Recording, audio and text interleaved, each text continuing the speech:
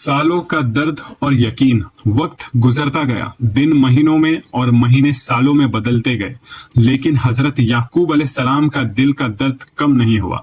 हर दिन हर रात वो यूसुफ अलैहिस्सलाम को याद करते थे, उनकी याद में रोते रहते थे, इतना रोते कि धीरे धीरे उनकी आंखों की रोशनी चली गई। सोचो, एक बाप जिसका बेटा खो गया हो और फिर उनकी आंखों से दुनिया भी चली जाए, लेकिन फिर भी उनका यकीन नहीं हिला। वो अक्सर कहते, मुझे अल्लाह से वो उम्मीद है जो तुम नहीं जानते। उनके बेटे कभी कभी कहते, अब्बा आप आज तक यूसुफ को याद करते हो, लेकिन एक बाप का दिल सिर्फ अल्लाह ही जान और समझ सकता है। दूसरी तरफ यूसुफ अलैहिस्सलाम को कुएं से निकाल कर बेच दिया गया और वो मिस्र पहुंच गए। वहां एक अजीम घराने में उनकी परवरिश हुई।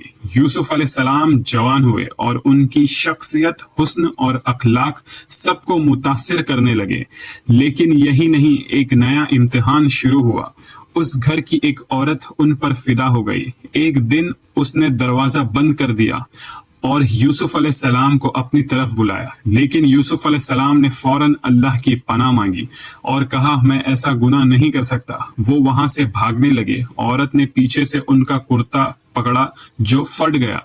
तभी दरवाजा खुला और उस औरत का शौहर सामने था। औरत ने फौरन इल्जाम यूसुफ अलैहिस्सलाम पर डाल दिया। सोचो, एक सच्चा इंसान झूठ के इल्जाम में घिर गया, लेकिन अल्लाह ने उनकी सच्चाई को जाहिर कर दिया।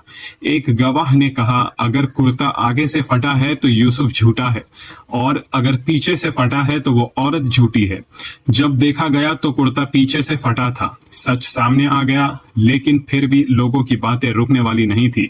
आखिरकार यूसुफ अलैहिस्सलाम ने जेल को गुनाह से बेहतर समझा और वो कैद में चले गए। लेकिन वही जेल उनकी जिंदगी का मोड़ बन गया। अल्लाह ने उन्हें ख्वाब की ताबीर का इल्म दिया और धीरे धीरे वहीं कैद से निकलकर वो मिस्र के एक अजीम मकाम पर पहुंच गए।